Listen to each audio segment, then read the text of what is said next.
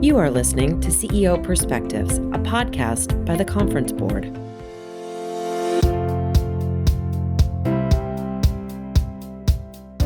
Well, it is such a thrill to welcome an outstanding member of our HR community, Donna Morris, who's the Executive Vice President and Chief People Officer at Walmart, Inc. She's a member of the Executive Committee, and she's responsible for attracting, retaining, and developing talent for one of the world's largest private employers.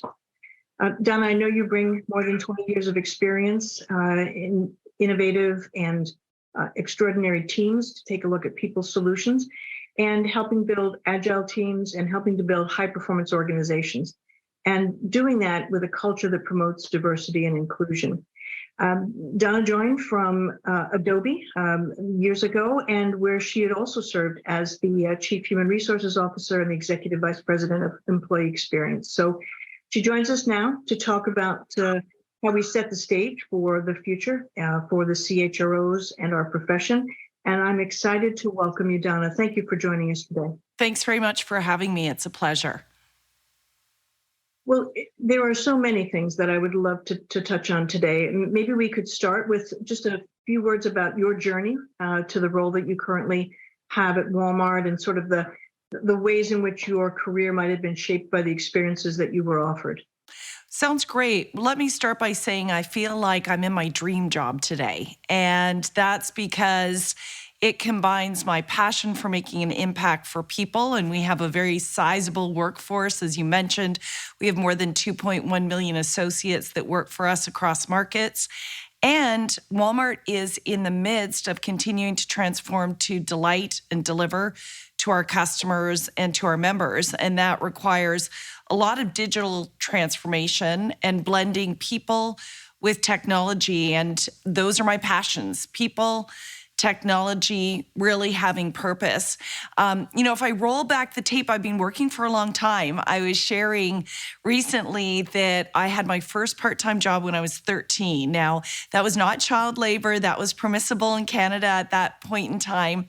And I worked at a dry cleaners. And I bring that up because I have always had a desire, frankly, to make an impact and to serve others. I view myself today as someone who's a servant leader. That's very much part of our culture here at Walmart. But from an early age, I was working and I was going to school, of course, at the same point in time. But I think I got delighted by actually making a difference in people's lives. And that would lead me to go to university. I went to Carleton University, which is in Ottawa, Canada. I ended up pursuing political science, which has nothing to do with HR. But in Canada, we had a professional designation, and I was mentored early to go and pursue my designation, very much similar to the U.S. and having SHRM here in the U.S., getting certified. So I did that. And then I've had a mixture of specialized roles in the field and then generalist roles, and a combination of public corporations, private corporations, publicly traded companies across a multitude of industries. And that's led me today to Walmart, which of course is an omni-channel retailer. Well, that rich variety of experiences is probably one of the great things that help you be able to take something on of this scale and this kind of complexity. Because especially as you're looking to move into more of a digitally transformed world, I mean, these are not things that are the same with much smaller organizations, I would imagine. Just simply the size of what needs to be done and the interconnectedness of things has to be a huge challenge.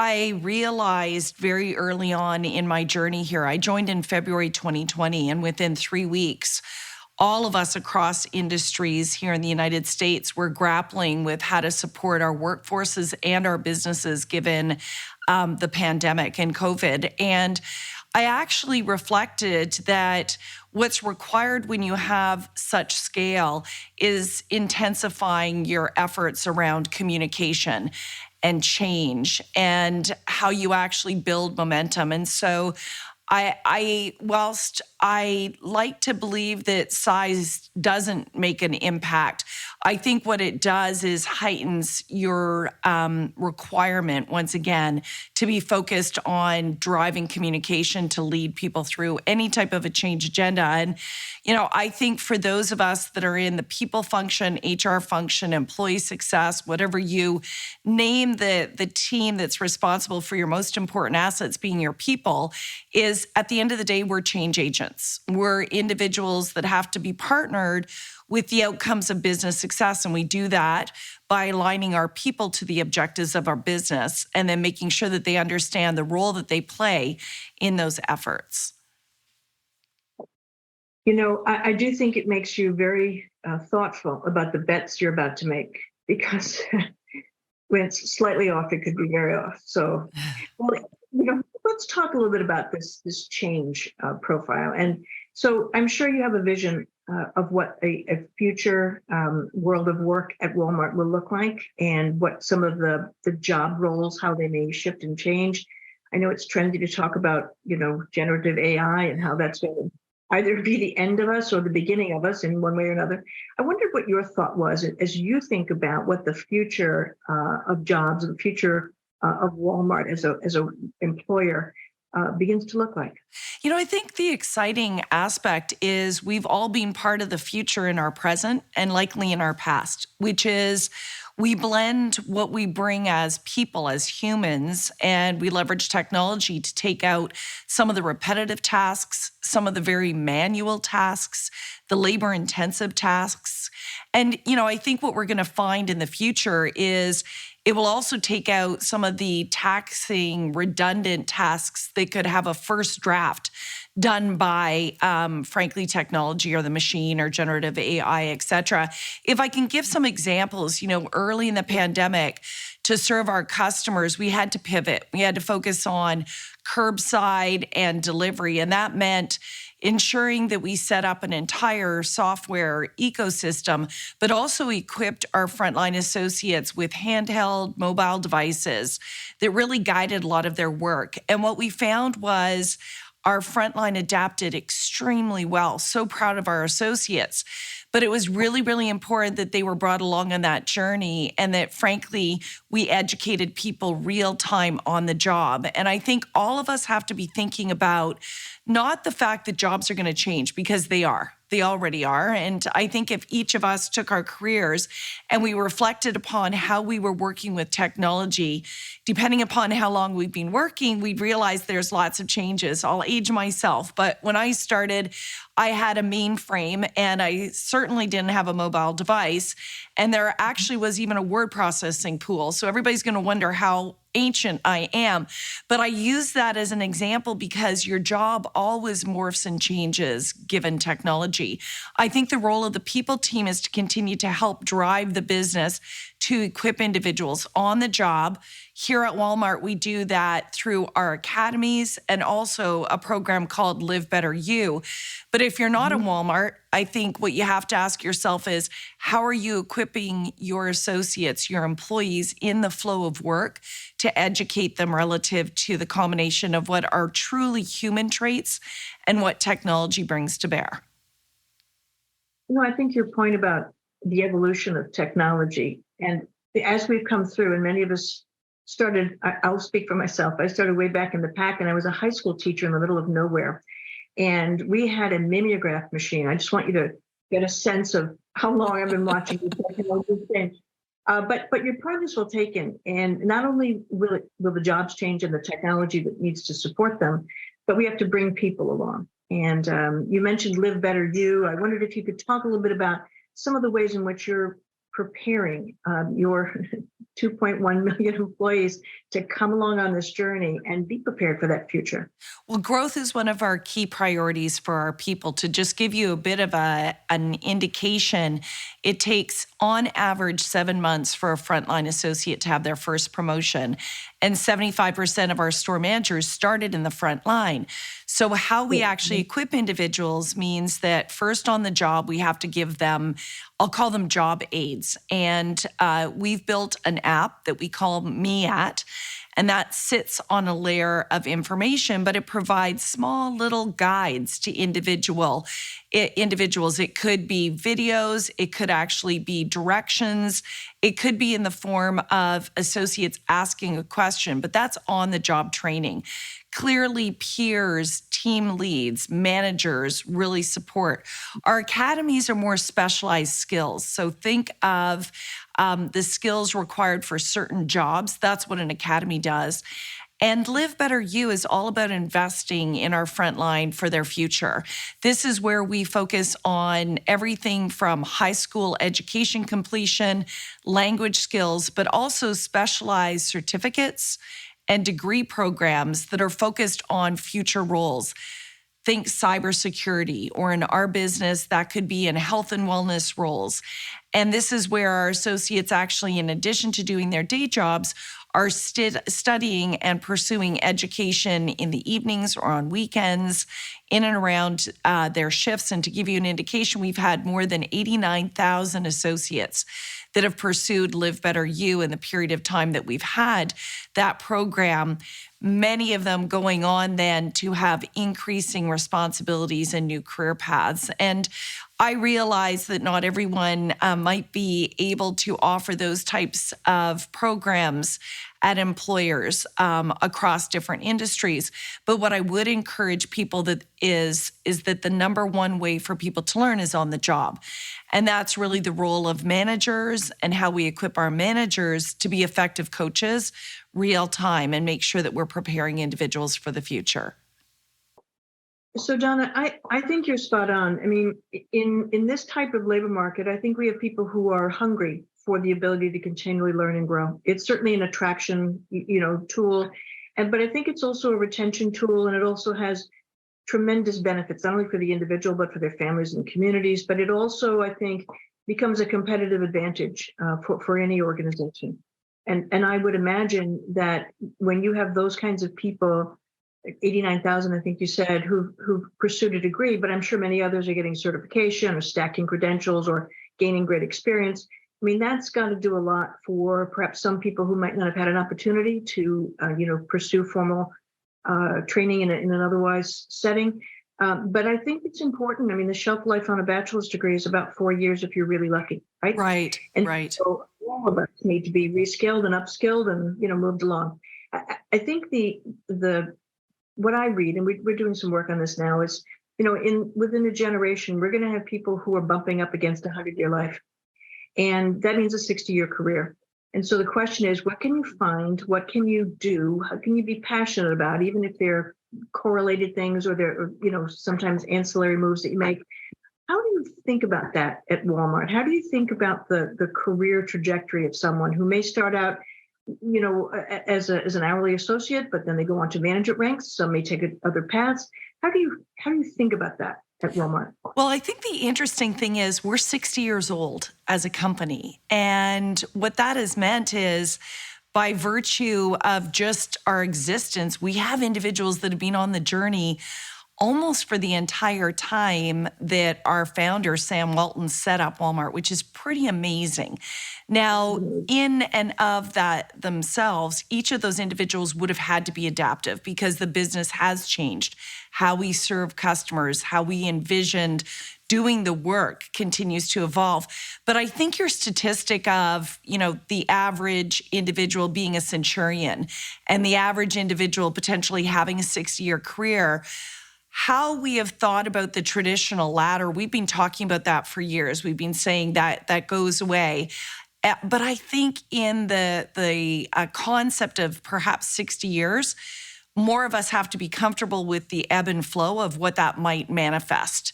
It could be that there's times in our lives when we're really going at full-time work. There could be times where we're doing more gig work, and we continue to see that. There could be times when people are looking at flexibility. If I reflect on how that plays out at Walmart, early in the pandemic, we realized that we had to hire aggressively to meet the needs of individuals taking time off because of the pandemic, but also because our business had changed.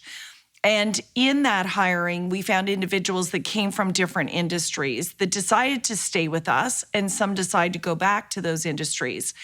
But everybody across the board were looking for increased flexibility. Whether it was in our front line, whether it was in campus, they wanted to have more control in terms of what their work looked like. So in concept of this 60-year notion, I think you're going to see people looking to curate a career that provides more flexibility, that meets them in terms of not only their learning, but their personal life needs too. It's interesting. We have individuals for which this is their very first job. They're in school and we're a part-time job. We have, hundreds of thousands of individuals for which this is their career. But we also have a cohort of individuals that still have purpose. They want to get up and they actually want to go out to a workplace.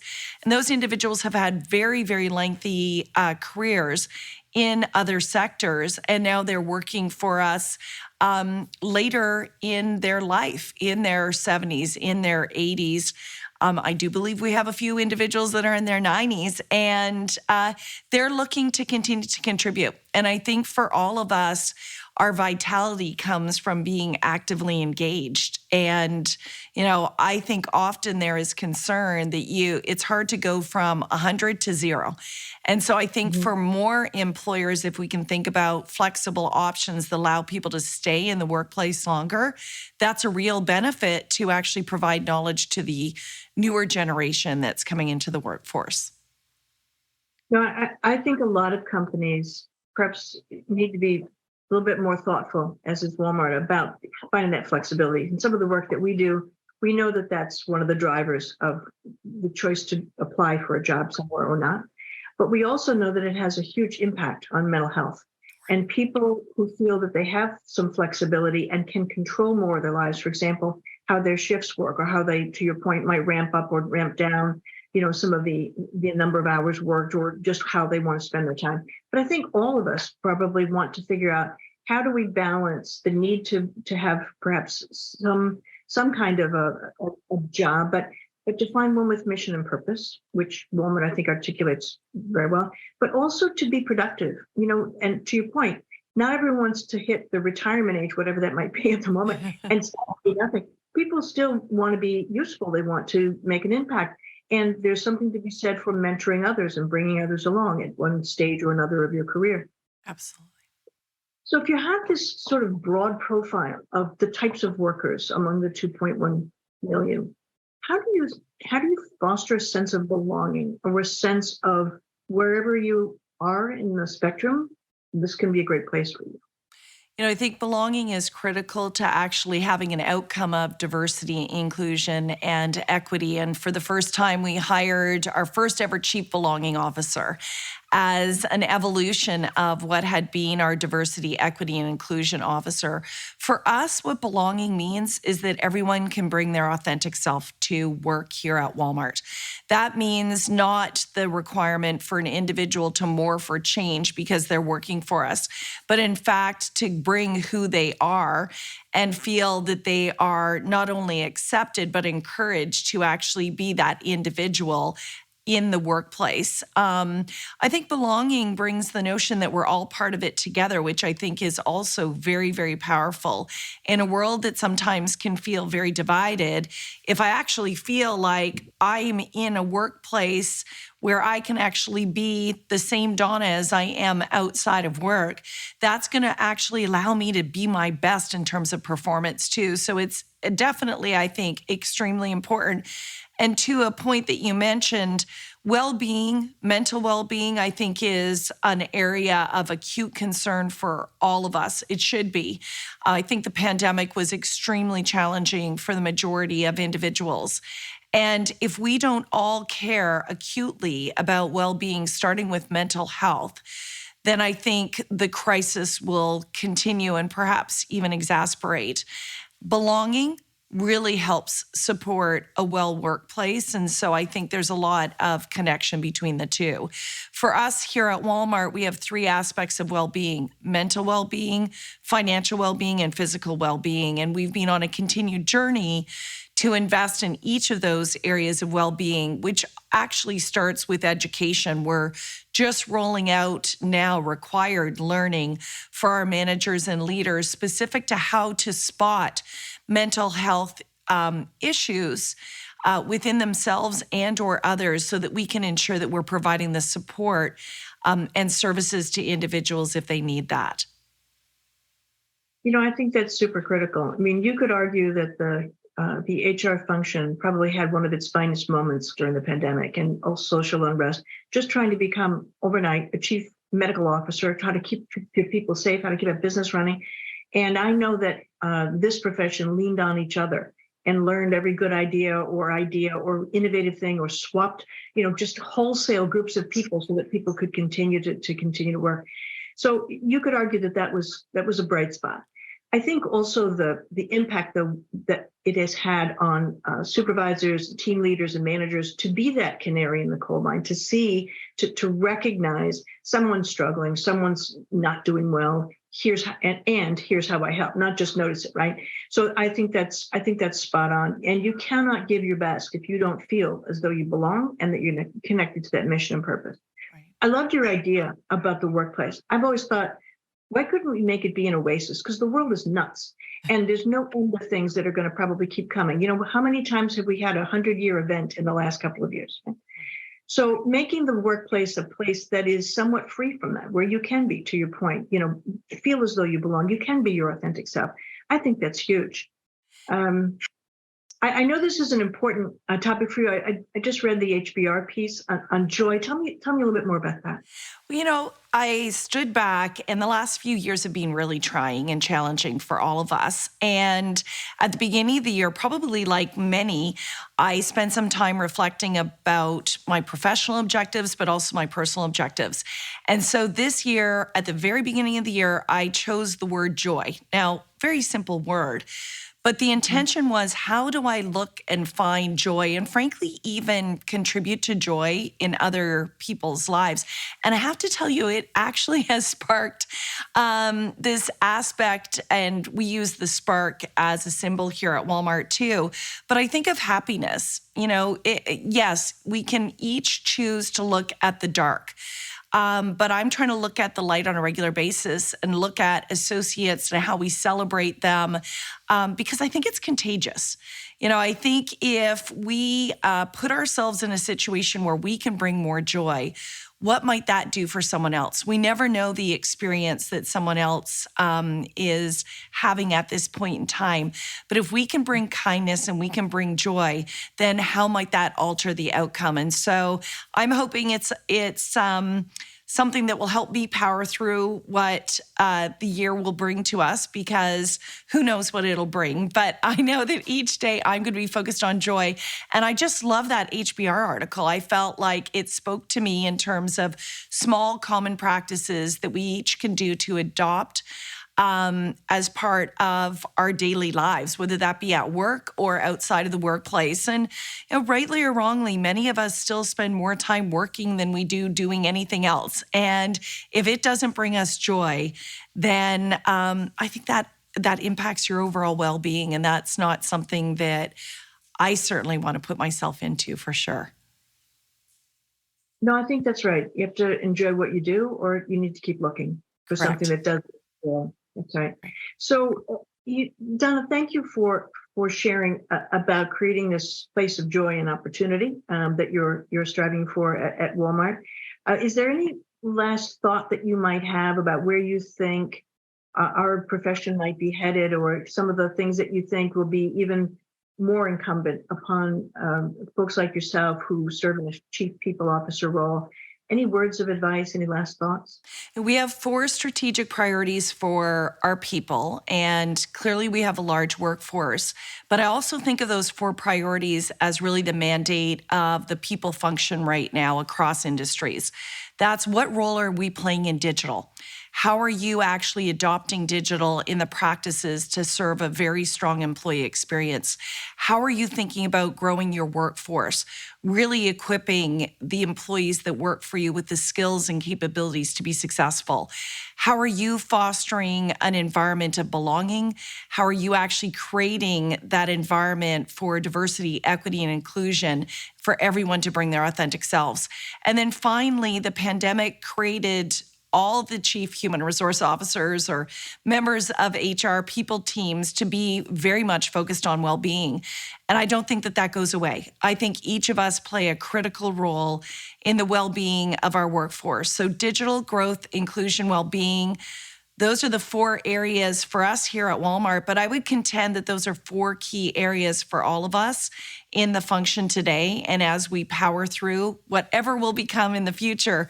But hopefully that will be a positive inertia for the function and the impact that we can all make on organizations and people.